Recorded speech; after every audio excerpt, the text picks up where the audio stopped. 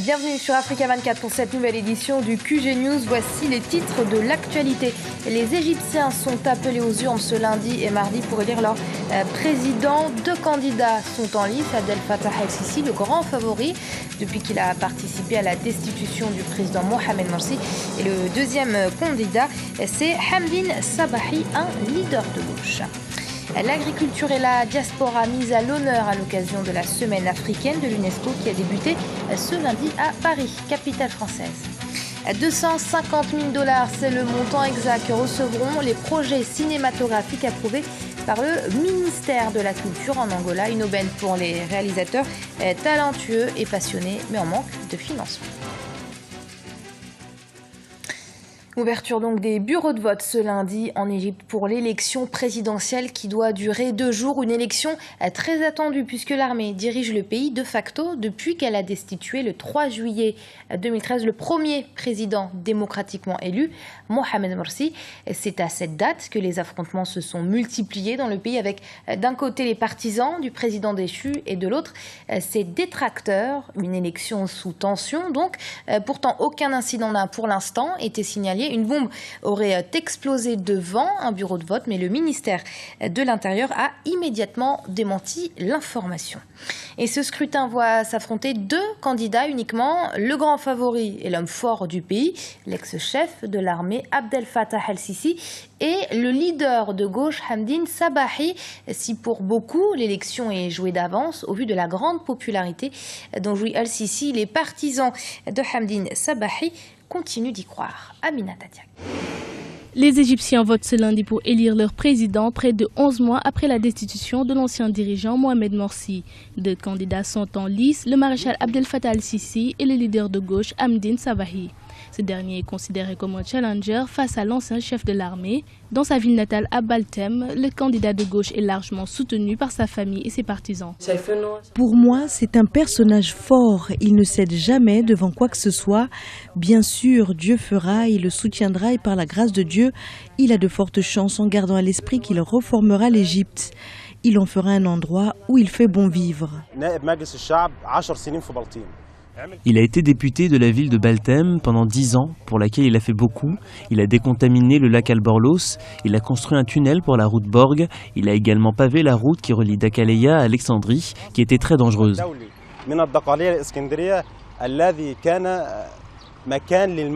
Dans le quartier de Gamalia, au Caire, où a grandi le maréchal Abdel Fattah el-Sisi, beaucoup estiment que l'ancien ministre pourrait être le sauveur de l'Égypte. Il lui a fallu beaucoup de patience pour s'occuper de sa famille. C'est pourquoi il est patient. Vous remarquerez qu'il parle d'une manière lente et n'est jamais pressé. Le candidat Hamdine Sabahi était mon collègue, mais il n'est pas un homme de pouvoir. Sabahi dit qu'il a passé 40 années à parler en public. Mais il lisait ses discours. Il n'a aucune expérience d'homme de pouvoir qui aurait pu nous donner un aperçu de ce qu'il pourrait apporter à l'Égypte. Je peux dire à Hamdine qu'il y a encore beaucoup d'étapes à venir. Cependant, cette phase difficile est celle de Sisi. C'est l'étape de la reconstruction de l'Égypte, l'étape de la justice sociale, une phase où nous devons nous pencher sur les cas des pauvres et des malheureux d'Égypte. Al-Sisi doit s'occuper de l'Égypte pauvre. Le maréchal Al-Sisi est donné favori de la présidentielle. Le scrutin se poursuivra ce mardi pour une deuxième journée de vote. C'est la fin du bras de fer entre le Niger et Areva. Afin de profiter davantage de l'exploitation de ses ressources naturelles, le gouvernement nigérien a décidé de durcir la fiscalité sur le numéro 1 mondial du nucléaire civil. Un durcissement qui fait l'objet de vives négociations entre les deux parties depuis 18 mois maintenant. Ce lundi, elles ont finalement réussi à s'entendre et ont signé un accord. Areva a accepté qu'une loi minière datant de 2006 soit appliquée. L'application de cette loi fera croître la taxation sur le minerai extrait de 5,5% à 12%. Dans le reste de l'actualité, au Togo, début du dialogue entre les différents acteurs politiques du pays sur les réformes constitutionnelles et institutionnelles. Ce dialogue qui sera suivi d'un vote concerne entre autres le mode de scrutin, le mandat présidentiel, la recomposition de la CENI, de la Haute Autorité de l'Audiovisuel et de la Communication, mais aussi celle de la Cour constitutionnelle. Écoutez à ce propos Jean-Paul Agbo Awelete, directeur de publication de Focus Info. Pour comprendre le dialogue intertogolais qui s'est ouvert depuis quelques jours, Il faut se rappeler de l'accord politique global qui est intervenu entre les acteurs politiques togolais en 2006 et qui était censé jeter les bases d'un nouveau contrat social et politique. Donc il s'agit aujourd'hui de solder le reste des dispositions de cet accord, notamment en ce qui concerne les réformes institutionnelles et constitutionnelles. Vous n'êtes pas sans savoir non plus que d'ici 10 mois, il y aura une importante échéance au Togo, l'élection présidentielle.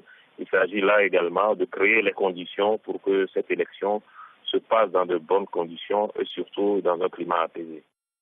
La semaine africaine de l'UNESCO va se tenir du 26 au 28 mai à Paris, en France. Une semaine qui vise à accroître la visibilité des richesses du continent à travers des expositions, des débats ou encore des projections cinématographiques.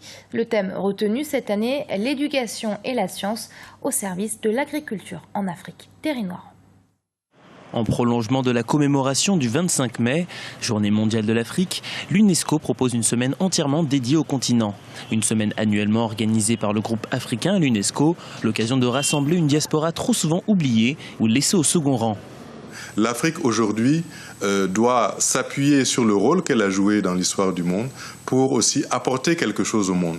Il faut un renversement copernicien pour la génération émergente de l'Afrique pour montrer que l'Afrique a reçu du monde, mais l'Afrique a beaucoup donné et elle donnera encore.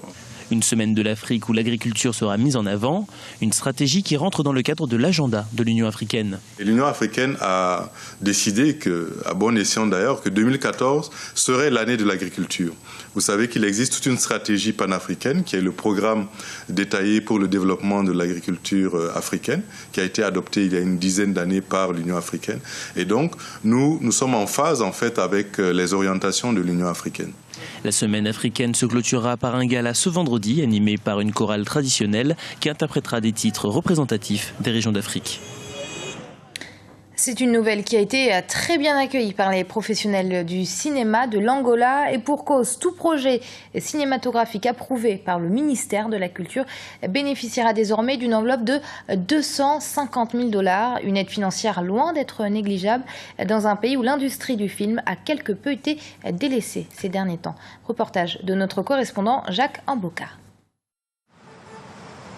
Un coup de pouce du gouvernement angolais à la production cinématographique nationale, les acteurs et producteurs locaux en avaient besoin. Il leur faudra présenter un projet susceptible d'être approuvé par le ministère de la Culture afin de bénéficier d'une enveloppe de 250 000 $ américains. Il existe déjà une offre pour les réalisateurs qui vont concourir en fonction de leur projet. Le projet approuvé bénéficiera d'un budget de 250 000 $, ce qui va aider à faire quelque chose. Le soutien du gouvernement est certes important, cependant il reste insuffisant. L'industrie du cinéma en Angola serait heureuse de voir une plus grande implication du secteur privé par la publicité, les sponsoring ou encore des participations d'institutions privées. Si nous voulons faire résonner le nom de l'Angola au-delà des frontières, nous demandons aux institutions privées d'investir dans le cinéma, d'investir dans le 7e art. Eric Narcisse Ditou, réalisateur avec 5 films dans son actif, se réjouit de l'initiative car il a encore d'autres projets en réserve qui ne sont pas encore concrétisés, faute de budget. Nous avons plusieurs projets de fiction. En ce moment, nous sommes en train de tourner un film intitulé « Au secours Afrique ». Hormis cela, nous avons encore d'autres projets comme « Je suis l'Africain »,« Jésus-Christ noir » et beaucoup d'autres qui souffrent d'un manque de financement. L'initiative lancée par le gouvernement devrait permettre aux cinéastes angolais de produire de bons films afin que les amoureux du 7e art retrouvent les salles du cinéma abandonnées. Et c'est la fin de ce journal. Il a été préparé par l'ensemble de la rédaction. Merci de votre fidélité. Dans un instant, une nouvelle édition du QG News sur Africa 24.